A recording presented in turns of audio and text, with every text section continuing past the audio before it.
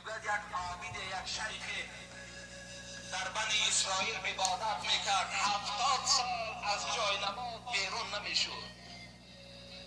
بسیار عابد بود، بسیار حلال خور بود، هیچ بار زبانش از ذکر پروردگار خشک نبود، همیشه با ذکر پروردگار زبانش تر بود. الله میگوید فرشته ای را روان کرد که رو با این عابد، با این شیخ بگو که دیگر مشقت نکشد، اگر 70 سال دیگر هم عبادت کند باششگاه وی دوزخ است، جنت برای این حرام است. فرشته آمد میگوید، صاحب تفسیر روح البیان میگوید فرشته آمد و این وعید، این خطاب پروردگار را به این شیخ خبر داد که الله میگوید اگر 70 سال دیگه همین عبادت داری، از این زیباترش کنی، الله تو را دوزخ میبرد، از جنت تو را محروم گردانیده است. این شیخ چی گفت؟ امید بینید. این شیخ گفت،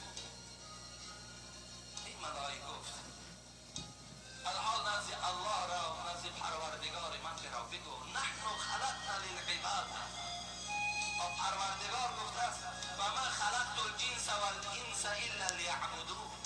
ما عالم انس و عالم جن به خاطر آفریدیم که مرا عبادت کنم. منم گو یک نفر از این بندگان خدا هستم، من بر بهشت دوزخش کار ندارم، فقط وظیفم که عبادت است.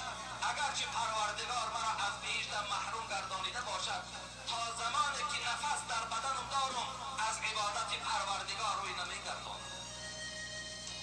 وقتی این سخن ملائک برد و گفت ای پروردگار، ذات تو شنوا است که اون شیخ بر من چی گفت، تو میدانی. الله گفت همه شاهد باشین که این بنده من بنده ناامید نیست، این بنده امید دارد، تکیه دارد. از این خاطر همه دعا باشید که گناه این شیخ من بخشیدم، این شیخ من وارد جنت میگرداند.